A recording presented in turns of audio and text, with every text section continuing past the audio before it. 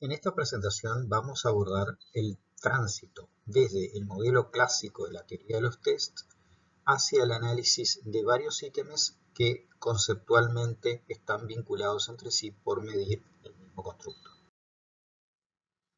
Vamos a recordar el modelo clásico que especialmente fue pensado para establecer cómo se relaciona una medida observada con un concepto y un término de error.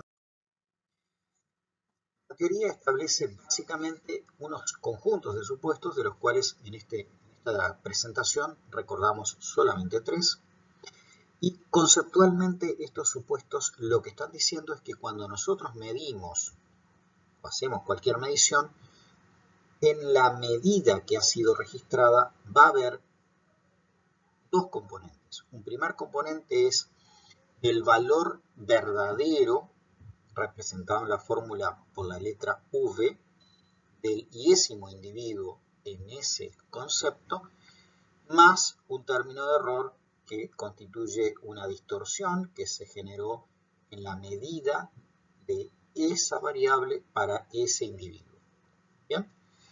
Lo que el modelo clásico hace es hacer algunos supuestos. Primero, que la esperanza del error, del término error, es igual a 0.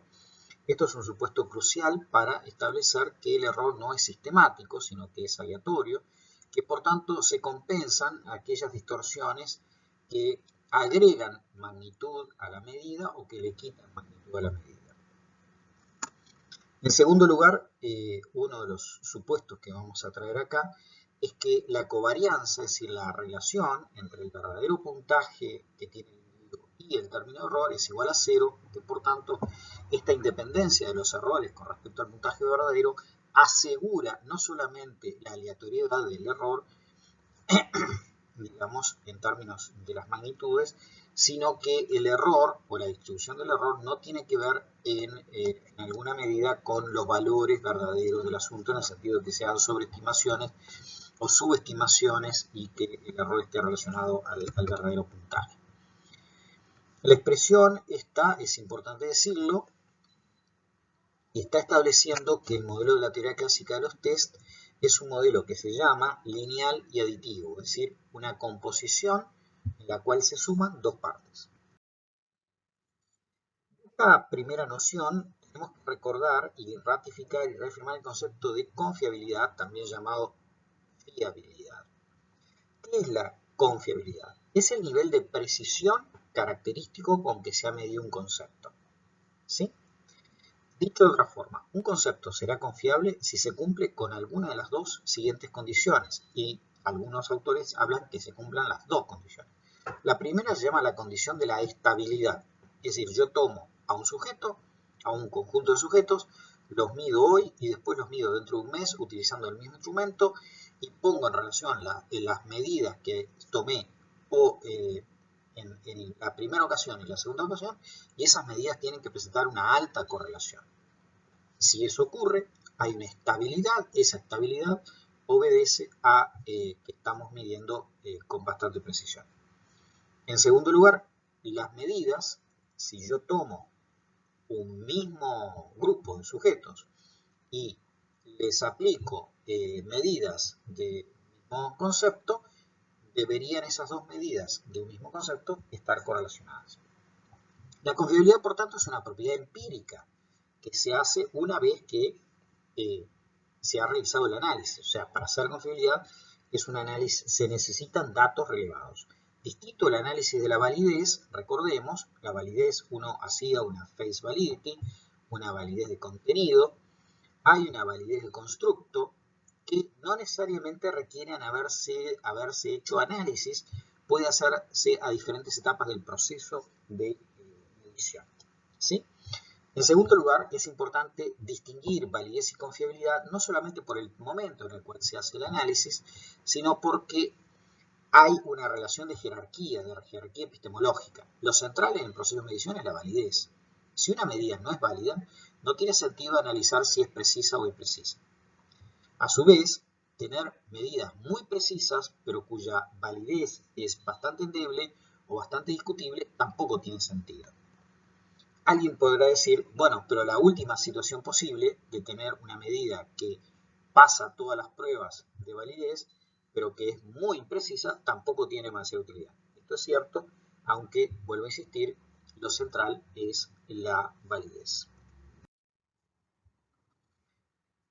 Una cuestión muy importante de todo el modelo clásico es que la confiabilidad está centrada en la idea de error aleatorio y está centrado en la cuantificación de cuánto pesa el error aleatorio en la heterogeneidad de los puntajes que se han observado en la medida concreta de ese concepto.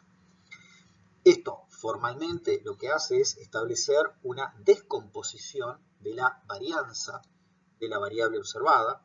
En la expresión matemática y es que la varianza de y, siendo y la variable observada, es igual a la suma de la varianza del puntaje verdadero más la suma de la varianza del error.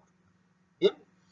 ¿Cuál es la noción? Que la confiabilidad está informada, está indicada, está contabilizada a partir del peso que tiene la varianza del verdadero puntaje, la varianza de v, sobre la varianza total de la variable observada.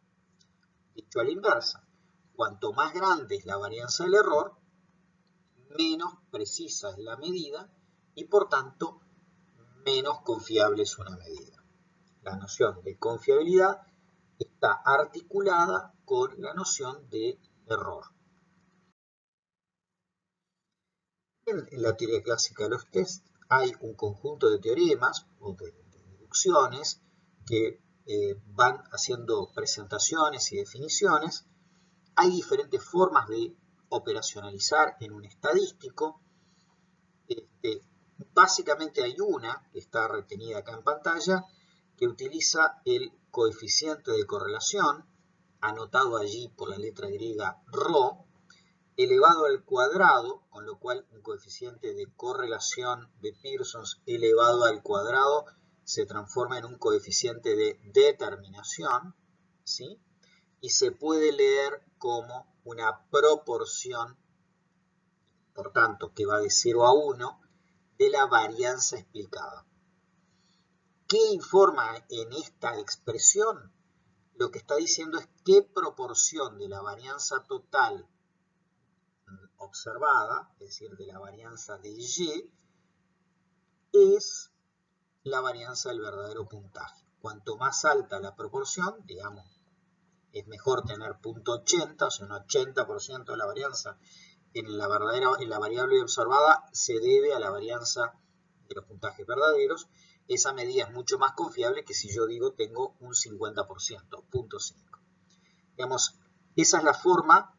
No vienen al caso las demostraciones matemáticas, pero lo pueden ustedes ver, por ejemplo, en un libro como el de Rosario Martínez, de psicometría, están todos los desarrollos y la demostración de los teoremas. No son muy complejos, pero acá lo central es volver a enfatizar que la idea es una relación, una razón entre la varianza del puntaje verdadero y la varianza total. Pasemos ahora, una vez revisado el modelo clásico, a la relación entre medidas de un mismo concepto. Si no tenemos una única variable y, vamos a tener varias variables y. ¿Cuál es el problema? ¿Por qué es necesario pasar a esta cuestión? Bueno, básicamente, nosotros tenemos una serie de postulados y de deducciones en la teoría clásica que se refieren a una sola variable y además involucran cantidades que no se observan, son inobservables. Nosotros no conocemos cuál es el verdadero puntaje que tiene un individuo en el constructo de interés. V es ignorada, es desconocida. Y por tanto, si V es desconocida, no se puede resolver cuánto vale epsilon, es decir, el error aleatorio. En consecuencia, todos estos resultados matemáticos no pueden directamente aplicarse y ser directamente de utilidad. ¿Bien? La resolución de este problema, es decir, que los verdaderos puntajes no son observados, empezó a abordarse a través de una transformación práctica, pero metodológicamente muy relevante, que pusieron en marcha los psicólogos desde que empezaron a medir inteligencia. Básicamente decían, un concepto como la inteligencia, que tiene varias propiedades, requiere ser medido a través de varios ítems. Idealmente, un conjunto mínimo de ítems para cada una de esas propiedades. Estas ideas evolucionaron, se fueron estandarizando y sofisticando hasta que se dio lugar a la idea de escalas, tal como conocemos, por ejemplo, la escala de Likert. Si detrás de esta idea de medir a través de un conjunto de ítems un mismo concepto, hay una segunda idea. ¿Qué sucedería si los conceptos, cada uno de ellos, son medidos a través de ítems? Pues que estos ítems deberían tener correlaciones entre sí. ¿Por qué? Porque en su variabilidad existe una parte que es común, que está dada precisamente por el hecho de estar midiendo el mismo concepto. Entonces, entre ítems que miden el mismo concepto, pues debería haber correlaciones entre moderadas e idealmente fuertes o muy fuertes que estén informando, que están apuntando al mismo concepto. Estas ideas, inicialmente planteadas por Charles Sperman desde 1904 en el primer artículo, dio lugar a la noción de que los ítems que yo genero para medir un mismo concepto, que conforman escalas, son en realidad cada uno de ellos formas equivalentes o medidas paralelas, es decir, que indistintamente están apuntando a el mismo concepto. Bien, desde el punto de vista estadístico. Esto se tradujo en 4 formas distintas, modelizaciones matemáticas distintas, que cada una de ellas se diferencian en base a los supuestos que hacen sobre cómo se comportan este conjunto de ítems. La teoría más estricta es aquella que habla de las medidas estrictamente equivalentes o medidas estrictamente paralelas, y luego se van relajando las tau equivalentes, esencialmente equivalentes, hasta las linealmente equivalentes. En el caso de las medidas equivalentes, que son más estrictas, sostienen, como habíamos dicho, para todos estos casos, que nosotros tenemos un conjunto de Y indicadores, de Y ítems, que han sido medidos para un mismo concepto. En consecuencia, en la ecuación del modelo clásico de los test, en todas las ecuaciones que informan o que se modelizan la variable Y hasta Y sub k, está V, pero V es única porque es el concepto que yo quiero medir y el valor que el individuo tiene en ese concepto. Entonces es la misma V en todas las ecuaciones. ¿Qué es lo que cambia? ¿O qué es lo que en principio cada una de las teorías respecto al paralelismo de los ítems va a hacer cambiar? Tiene que ver con epsilon, en principio. La más exigente posición sostiene 2 cosas. Primero, que la esperanza de Y sub I, 1, es decir, de un ítem cualquiera que le pongamos 1, es igual a la esperanza de Y2. Es decir, básicamente los promedios de los ítems son iguales. No es que hay uno que tenga un promedio de respuesta más alto que otro. Son iguales. Recuerden ustedes, cuando leímos Likert, que inicialmente uno de los criterios centrales de Likert era que debían ser ítems que no tuvieran, semánticamente al menos, mayor o menor fuerza uno que otros, sino que fueran igualmente evaluables.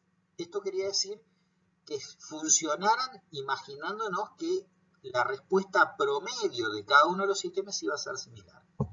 Bien.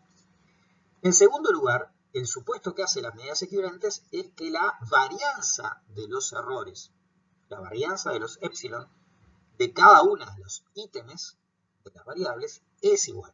Es decir, el modelo de medidas equivalentes es extremadamente exigente porque plantea que tanto la esperanza como la varianza son iguales. Establecidos estos supuestos, se puede abordar y dar un paso más y recuperar aquí cómo se definía la confiabilidad en la teoría clásica de los test cuando se ponía en relación como correlación entre el puntaje verdadero y el puntaje observado. Y aquí lo importante es, en la expresión que lleva el número 3, mirar que desde el lado derecho se recupera allí la idea que la confiabilidad es un cociente entre la varianza de V, o sea, del puntaje verdadero, sobre la varianza total. Es decir, es una proporción. Y del lado izquierdo, que es una proporción, además, que observemos que incluye una cantidad que sube, que es ignorada. No la conocemos. Pero del lado izquierdo de la ecuación aparece un coeficiente de correlación entre los dos puntajes observados.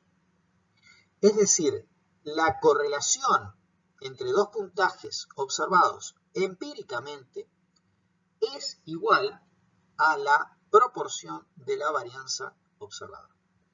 Esto es un paso central que permite, ahora sí, hacer aplicable y útil todos los desarrollos matemáticos de la teoría clásica de los ítems. Es decir, tenemos, siempre y cuando hayamos generado una escala, es decir, un conjunto coherente de ítems que están medidos en la misma escala de medida y aparte tienen un funcionamiento armónico semánticamente compatible y se cumplen todos los requisitos, por ejemplo, de una escala de Likert, tenemos la posibilidad de informar de con qué precisión mide esa escala el concepto que nosotros queremos medir. Lee Cronbach, un psicólogo norteamericano muy importante,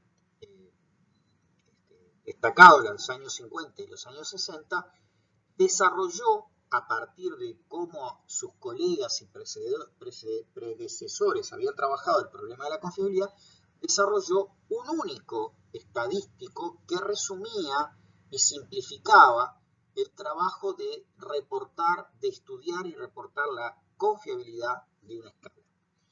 Se le llamó el índice alfa, él le llamó índice alfa y popularmente luego se le llamó el alfa de Cronbach. Para entrar en qué significa el alfa de Cronbach, necesitamos recordar en este momento magnitudes o valoraciones de las magnitudes de los coeficientes de correlación para ubicarnos, porque lo vamos a necesitar inmediatamente. Lo que tenemos en pantalla es un esquema que originariamente fue difundido por el Instituto Sierra Bravo en los años 70, en lo cual él adjudicaba calificativos a las magnitudes o a intervalos de magnitudes de los coeficientes de correlación. ¿Sí? Por ejemplo, si la correlación observada era menor a 0.10, decía que las magnitudes eran despreciables y que no había que hacerle caso y eso no tenía sustantivamente un papel de correlación. Si la magnitud era entre 0.10 y 0.29, se trataba de magnitud baja. Si era de 0.30 a 0.49, era una magnitud de correlación moderada. Entre 0.50 y 0.69 era sustancial y de 0.70 y más era una magnitud muy fuerte. ¿Sí? Recuperemos con esto y recordemos que el supuesto que hay por detrás del análisis de escalamiento es que las magnitudes de correlación entre los ítems, si estos miden todos el mismo concepto, debería ser al menos moderada, o sea, no menos de 0.30. Idealmente, ojalá que fueran sustanciales, es decir, 0.50 a 0.79, y sería extremadamente bueno que fueran muy fuertes, o sea, de 0.70 o más. En cambio, si vemos en nuestra matriz de correlaciones que son menores a 0.30 o peor aún, menores a 0.10, estamos en serios problemas. Veamos esta matriz de correlación.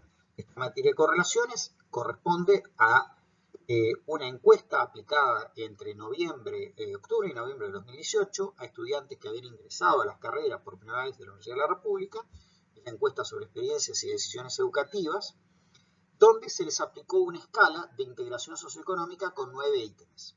Cada uno de estos renglones o de estas columnas son los ítems y lo que tenemos delante es la matriz de correlaciones R-Pearson entre las respuestas que los estudiantes daban a cada uno de esos ítems. Es decir, estamos observando aquí cómo se comportan los ítems y si estos se comportan de acuerdo a lo que cabría esperar, dado que todos miden o fueron planteados para medir el mismo concepto. Hemos encerrado en un rectángulo color verde aquellas correlaciones que son al menos moderadas, es decir, superiores a 0.30. E inmediatamente observamos que las magnitudes superiores a 0.30 no son todas, en principio, ni siquiera la mayoría. Que hay, en algunos casos, varias magnitudes superiores a 0.30 y en otros casos no. Si nos fijamos en la columna referida al ítem 1, ¿sí? Los profesores atienden sus opiniones y las valoran, eso decía. Tenemos que la correlación del ítem 1 con el ítem 2 es 0.48, y tenemos magnitudes importantes entre el 1 y el 6, que es 0.42,67, con el ítem 5, y después no tenemos otras correlaciones fuertes. Lo mismo pasa con el ítem 2, si nos fijamos, o con el ítem 3, que en general, en todos los casos, vamos a tener una o dos o tres, a lo sumo, correlaciones fuertes, pero no tenemos 8 correlaciones de importancia para cada uno de los ítems. Entonces, estamos yendo camino hacia la realidad de lo que se nos presenta en el análisis de las escalas. Para contrastar lo que acabo de decir, ahí está en pantalla la misma matriz de correlaciones, nada más que ahora en un recuadro, en un rectángulo rojo, se marcan correlaciones menores a 0.10, que acordemos que dijimos que conforme a la tabla de Sierra Bravo eran despreciables. Y encontramos que hay al menos dos por cada ítem que son correlaciones despreciables. Es decir, tenemos de todo en este conjunto de 9 ítems que instrumentamos. Sin embargo, una matriz de correlaciones tiene un número muy alto de correlaciones y sería muy difícil proceder. ¿Es precisa o imprecisa la medida? ¿Es confiable o no es confiable? El alfa de Cronbach fue diseñado como una medida de resumen, por eso fue una gran ganancia en explicación y en trabajo y estandarización. El alfa de Cronbach básicamente establece que su cuadrado es equivalente a la varianza entre el puntaje verdadero observado y el puntaje total, es decir, aquella noción de confiabilidad que habíamos planteado. Se establece el alfa de Cronbach que tiene un umbral de 0.7, o sea, alfa 0.7, que si ustedes observan, elevado al cuadrado me da 0.49, lo cual quiere decir que el 49% de la varianza total corresponde al puntaje verdadero. Al establecer como umbral el 0.7, como un umbral mínimo para aceptar una medida como confiable, lo que la psicometría acostumbró y generó la tradición de decir era que al menos la mitad de la varianza total medida debería ser explicada o atribuible a la varianza del verdadero puntaje. Dicho de otra forma, que no más de la mitad de la varianza total debería ser varianza de error. Si esto es así, tengo una medida que podría catalogar mínimamente confiable. El alfa de Cronbach tiene diferentes fórmulas para calcularse.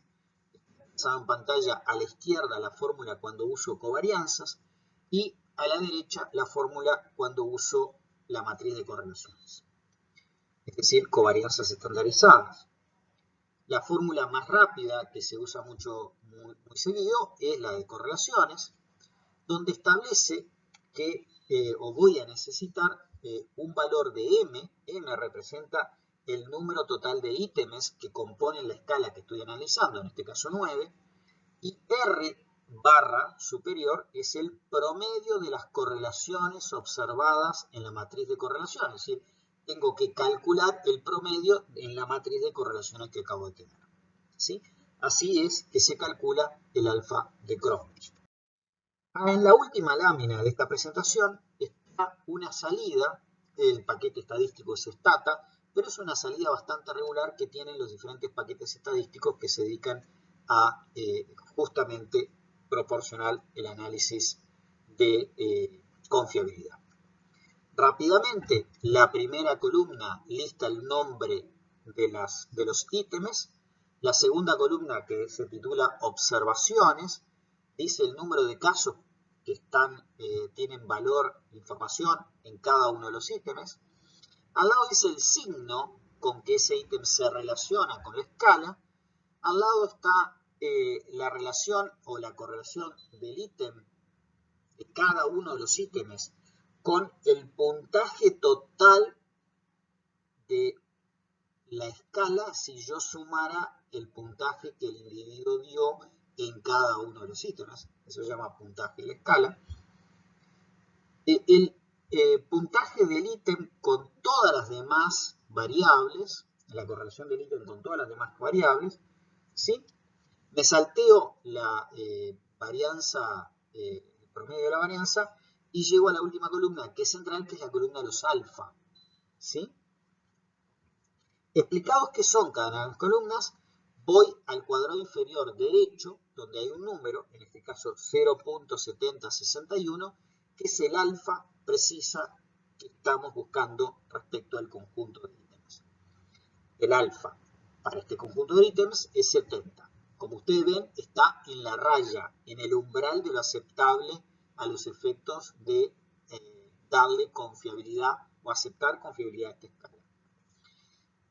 Si yo sigo esa columna para arriba, lo que tengo son valores de alfa que se obtendrían si el ítem de ese renglón fuera suprimido, eliminado de la escala.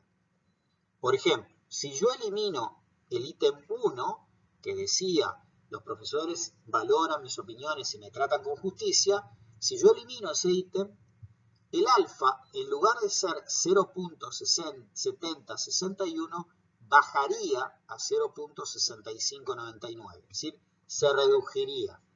¿Qué quiere decir? Eliminar ese ítem reduce la confiabilidad de la escala, ¿sí? A su vez, si ustedes miran, en el ítem 8, la situación que se plantea es a la inversa.